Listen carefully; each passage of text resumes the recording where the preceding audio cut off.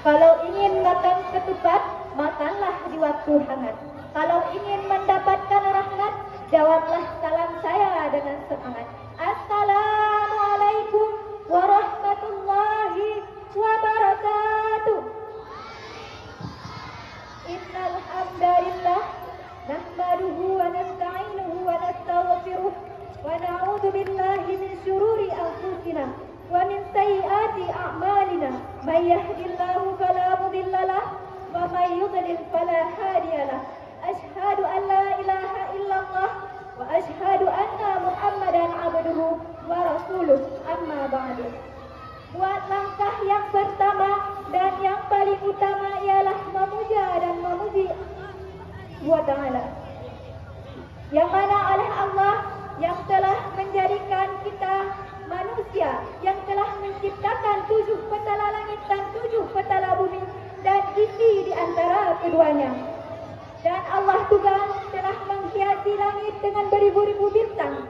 Allah juga telah menghiasi bumi dengan beribu-ribu makhluk ciptaan. Allah telah menghiasi bulan dengan bulan Ramadan, dan Allah juga telah menghiasi malam dengan malam Lailatul Qadar. Selawat dan salam marilah sama-sama kita sanjungkan kepada seorang pemuda padang pasir, penghuni padang Sahara, yang bertitel Habibullah, yang berpangkat baginda Rasulullah, anak daripada Aminah, anak daripada Abdullah, buah hati daripada Aminah, anak daripada Abdullah, yang rela anaknya menjadi yatim dan istrinya menjadi janda demi mempertegakkan kalimatul haq, yaitu kalimah la ilaha illallah Muhammadur Rasulullah, yang mana oleh beliau yang telah membawakan kita dari alam jahiliyah hingga alam Islamiyah yang kita rasakan pada saat ini. Kata-kata ta'zim wa ikraman saya yaitu kepada pimpinan Dayah Nahdlatul Fatah dan kepada guru-guru sekalian, dan yang teristimewa sekali yaitu kepada Dewan Hakim yang saya muliakan, dan yang teristimewa yaitu kepada seluruh hadirin dan hadirat yang telah hadir pada malam yang berbahagia ini. Berdirinya saya di sini untuk menyampaikan sebuah pidato yang bertemakan martabat wanita dalam Islam. Hadirin dan hadirat yang dirahmati Allah, tahukah kita betapa bersyukurnya kita atas kelahiran Nabi Muhammad sallallahu alaihi wasallam? Mengapa? Karena sebelum lahirnya Muhammad sallallahu alaihi wasallam, keadaan wanita sangatlah menyedihkan. Dulu pada masa jahiliyah, keadaan wanita selalu dalam kehinaan dan kerendahan. Para wanita dibenci kelahiran hadirat. Kelahiran bagi mereka wanita merupakan awal daripada kematiannya.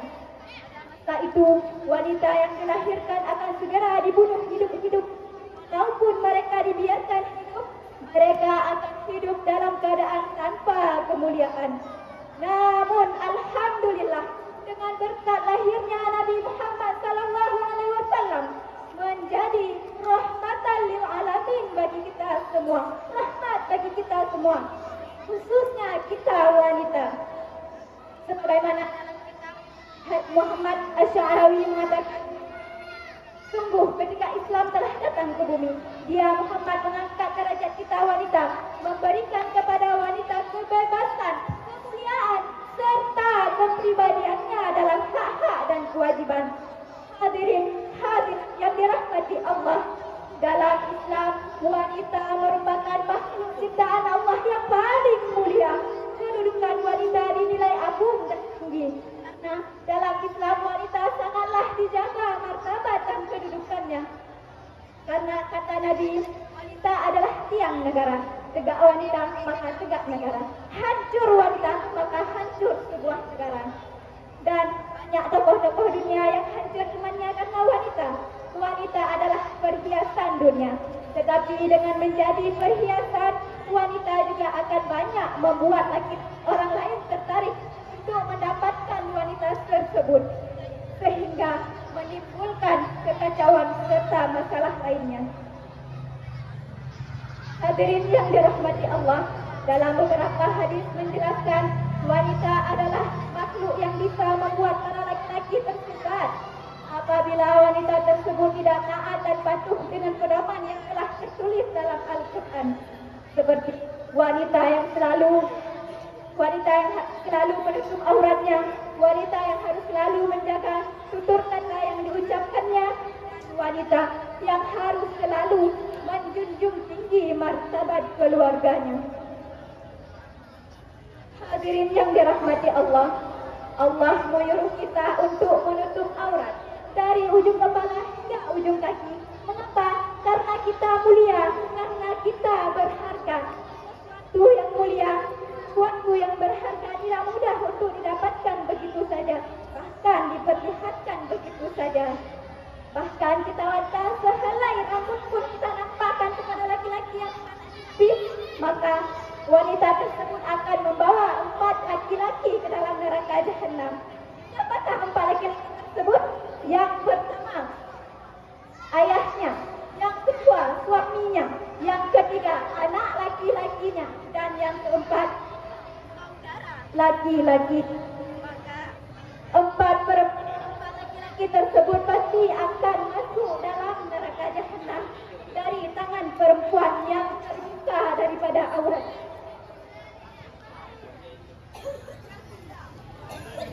Maka dari itu kita wanita harus menjaga kita, harus menutup aurat kita dengan baik-baik. Karena hukum menutup aurat itu adalah wajib, sesuatu yang wajib. Apabila tidak kita kerjakan maka hukumnya haram. Bahkan Allah memerintahkan kepada para nabi untuk menyuruh kepada istri dan anak-anak mereka untuk menutup aurat. Sebagaimana dalam firman Allah surat Al-Ahzab ayat ke-59. A'udzu billahi minasy syaithanir rajim. Bismillahirrahmanirrahim. Ya ayyuhan nabiyyu qul li azwajika wa banatika wa nisa'il mu'minina yudnina 'alaihinna min jalabibihinna. Dzalika adna ay yu'rafna fala yuzahin. Wahai Nabi, katakan kepada istrimu, anak-anakmu dan istri orang-orang beriman, ulurkan jilbab ke seluruh tubuhmu supaya kamu mudah dikenali sehingga tidak diganggu. Maka fungsi kita menutup aurat yaitu untuk melindungi tubuh kita supaya tidak nampak kepada laki-laki yang bukan mahram. Bahkan sekarang banyak orang-orang yang menyepelekan untuk menutup auratnya. Jilbab yang mereka pakai hanyalah untuk menghias kepala saja.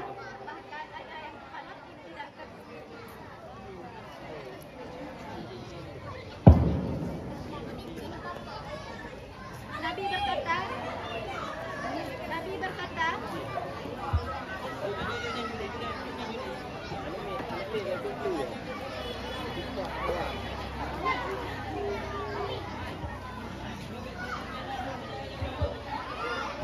Nabi pernah berkata, aku diperlihatkan surga. Aku melihat kebanyakan daripada penghuninya adalah kaum fakir. Lalu aku diperlihatkan neraka. Aku melihat kebanyakan daripada penghuninya adalah kaum wanita. Hadis riwayat Bukhari dan Muslim. Nabi juga pernah memprediksi bahwa suatu waktu wanita akan berpakaian namun telanjang. Bagaimana itu berpakaian namun telanjang? Yaitu berpakaian yang dapat menampakkan keindahan serta lekuk tubuh kita masih terlihat. Dan berpakaian terlalu ketat dan terlalu tipis itu pun dapat dikategorikan kepada berpakaian tetapi telanjang. Maka kata Rasulullah, barang siapa yang berpakaian namun telanjang, mereka tidak akan bisa mencium wanginya surga, apalagi masuk surga. Na'udzubillahi min dzalik. Dan dalam hadis lain Nabi mengatakan, wanita-wanita yang apabila berpakaian namun hakikatnya mereka telanjang, wanita-wanita yang menengok-nengokkan kepala mereka karena berpaling ketaatan daripada Allah dan suami, wanita-wanita yang kepala mereka seakan-akan seperti bulu unta, maka dikatakan kepada wanita tersebut mereka tidak akan bisa mendapati surga, apalagi mencium wanginya surga. Padahal wanginya surga dapat diraih dari perjalanan sekian dan sekian. Dan termasuk juga yaitu wanita-wanita yang tabarruj. Bagaimana itu wanita yang tabarruj? Yaitu wanita yang berbusana dan bermake up secara berlebih-lebihan di hadapan orang lain, menampakkan keindahan dan lembut tubuhnya serta apa-apa yang seharusnya wajib untuk ditutupi dari hal-hal yang dapat menarik syahwat laki-laki. Tabarruj itu haram bagi wanita salehah karena dapat menimbulkan bahaya, menimbulkan fitnah dan memicu murka Allah. Seperti dalam surah An-Nur ayat ke-31, Bismillahirrahmanirrahim. Wala yubdina zinatahunna illa ma zahara minha. Janganlah mereka menampakkan perhiasannya kecuali yang biasa nampak daripadanya. Hadirin dan hadirat yang dirahmati Allah, walaupun kita wanita menjadi wanita paling banyak masuk dalam neraka, namun surga juga akan merindukan kita wanita. Lalu bagaimana ciri-ciri wanita yang dirindukan surga? Seperti dalam hadis Nabi, idza shallatil mar'ati khamsaha wa shamat syahraha wa hafizat farjaha wa ata'at zawjaha qila laha udkhulul jannah min ail abwabil jannati syi'ta. Apabila seorang wanita selalu menjaga salat 5 waktu, berpuasa sebulan di bulan Ramadan, serta benar-benar menjaga kemaluannya daripada perbuatan zina, serta benar-benar taat kepada suaminya, maka dikatakan kepada wanita yang memiliki sifat mulia tersebut, udkhulul jannah, masuklah kamu dalam surga dari pintu mana saja yang engkau sukai. Masya Allah, begitu indahnya surga bagi kita wanita. Tapi mengapa kita banyak yang menjadi penghuni neraka? Na'udzubillah min dzalik. Maka jadilah kita perempuan seperti Siti Maryam yang selalu menjaga kehormatan dan kesucian dirinya. Caranya bagaimana? Di dalam Al-Ahzab ayat 3, waqarna fi buyutikunna fala tabarrajal jahiliyata wa aqimna salata wa atina zakata wa ati'na Allah wa rasulah innama yuridu Allahu liyuzhibu anhum rijsa ahlal baiti wa yutahhirakum tathira. Dan hendaklah tetap di rumahmu, dan janganlah kamu berhias dan bertingkah laku seperti orang jahiliyah dahulu. Laksanakanlah salat, tunaikanlah zakat, dan taatilah Allah dan Rasulnya, bahwa semua Allah bermaksud hendak menghilangkan dosa daripadamu, wahai ahli baik. Dan wanita itu apabila keluar daripada rumahnya, aurat itu indah, tidak ngapa-ngapain, diam aja itu udah indah, apalagi ngapa-ngapain, ditutup aja masih indah, apalagi nggak ditutup masih indah lagi. Makanya wanita itu diibaratkan seperti mutiara yang sangat terjaga.